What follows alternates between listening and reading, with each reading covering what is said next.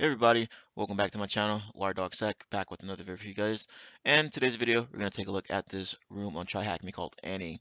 Remote access comes in different flavors. Alright, let's go ahead and scroll down to the task section here. I have already started up the machine. I got the attack box running from TryHackMe. Task number 1, Recon Research Exploit. Do your usual recon, go for some vulnerability research, and exploit this box already. Also, don't forget the PrivEsc, of course. Good luck and have fun, and it wants us flying a user flag and a root flag. Before we get into it, be sure to hit that subscribe button if you're new here. Hit that like button if you're enjoying the content. Share the video, all that good stuff. Help gets the good word out there. Now let's go ahead and launch this Rust scan on this box and see what we can find out for the open ports. Maybe there will be some interesting information that we can enumerate from this machine and then take advantage of it. So RustScan is doing its thing. It's found 3 open ports so far, 22, 70, 70, 43, 839. So those 3 ports are open. Now it's going to run its Nmap script to find some more information out on those open ports. All right, let's see here. I like running RustScan because it's usually a lot faster than running Nmap by itself. Alright, looks like the scan has finally completed. Port 22 is open, running SSH. It's got the version there. Let's go down a little bit more. Port 77 is open. SSL, real server, question mark, SYNAC, SSL date, TLS, randomness does not represent time. Doesn't really tell us any more information other than that. And then this 46193 port is open, and it's got a lot of weird stuff in there. I don't know what that is. I had ran the scan twice, so which is why you may see different ports that are open.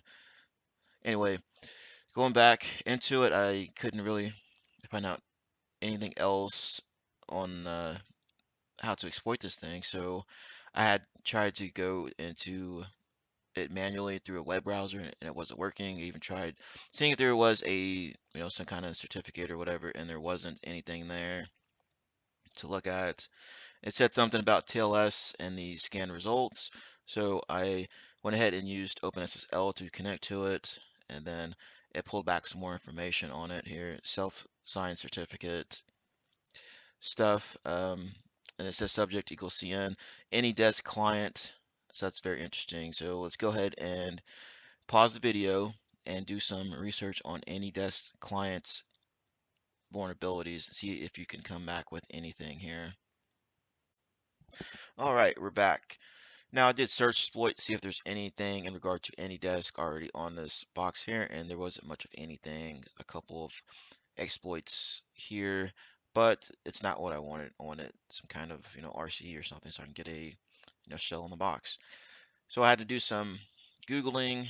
Exactly what I did. I came across this exploit here, this RCE on exploitsdb.com, and it meets the criteria of what we're needing to attack this box. We know it's a Linux box. We don't know what version of AnyDesk, but let's go ahead and try this out, see if it works. Let's go through and download this onto my Kali machine or my attacker machine, and then obviously going to have to make some edits in here to make it work properly. And they also have a tutorial or walkthrough of this particular um, exploit on this website here. And this link's also listed inside of the exploit code itself. Let's go ahead and do that. All right, so I already downloaded it onto the machine. You see there, 49613.py. I took a look at it in Nano, but I figured it'd be easier just to look at it inside of an actual text editor like Sublime here. So let's go ahead and take a look at it.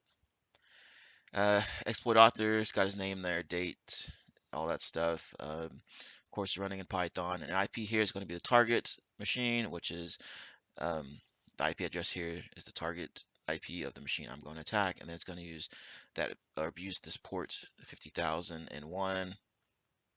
And it goes into explains why it's running on this port. AnyDesk uses this UDP port.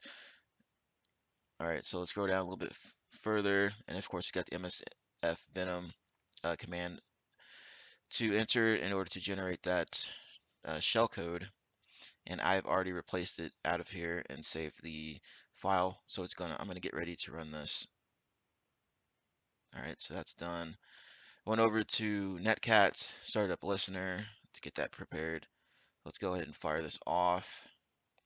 All right, so let's try. Oops, go ahead and clear this out. And let's see. Go ahead and do Python 2. There's 4.9 there. All right, let's see if it works. Sending payload reverse shell should connect within 5 seconds. Let's see. Connection received. Awesome.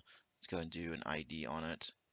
And there we go. You're Annie, apparently. And let's go ahead and do an ls, see if there's anything in here. And there's user right there. So go ahead and cat that file to get that flag. And there you go.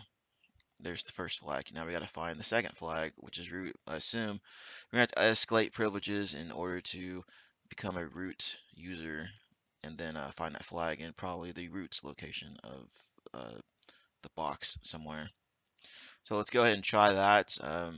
Sure, we'll have to figure out a way to escalate privileges. Maybe we'll have to put linps on here, or we can do it another way to find a particular exploit to get those elevated privileges. So go ahead and pause the video and see what you can find out. All right, privilege escalation time. Now, in order to find a privilege escalation avenue to take advantage of, I did this command here, just find /perm. You got the rest there. This is going to look for SUIDs that can possibly abuse. And the one that sticks out here is this sbin setcap. And if you do some research inside of GTFObins, there is a section in here that lists out the information of how to exploit that. It's got the details here on how to do that, and that's exactly what I did. So let's go back over into it. All right, I copied, I did which on Python 3 to find the location of it, and then I basically copied it to the home directory of Annie. And I went ahead and ls, so it's in there right there. And I did the set cap, and the rest of it you can see there. Python 3 did its thing. Then I went ahead and launched a Python shell as root. The user ID is root, and then I catted the root file, and then there's the flag for it right there. All right, guys, that is the end of it. Maybe I'll go through and try this out with linps, see if it'll show anything different. So I'm gonna go ahead and put this flag in there, and then I'm gonna try to get linps on this box and run it, see what comes back. Okay, I got linps on the box. I had to restart the box a couple times because the exploit wouldn't work again for some reason. But anyway, I got linps on here, and I'm going to pipe it into more so that it doesn't just continually do a scroll on and then I'll miss information in there. But in order to do that, yeah, you got to make sure to change the permissions on it. So I changed it to 777s. So let's go ahead and launch it and see what it does. All right, y'all. I don't know if this is taking a long time or it aired out or what. But anyway, as you can see, your interesting files, and it's got these SUIDs right here. Check easy privilege escalation, and that set cap one appears up here, but it's not like highlighted or anything. It says, hey, you need to take a look at this, and probably try to exploit this to escalate privileges. I mean, at the top it did say like red and like red yellow are the ones you want to probably take a look at here, but as you saw, that this one isn't highlighted with anything. So that one liner that I ran earlier for that find command, that'll probably be best in this case, but I'm sure linps will be best or better in other cases.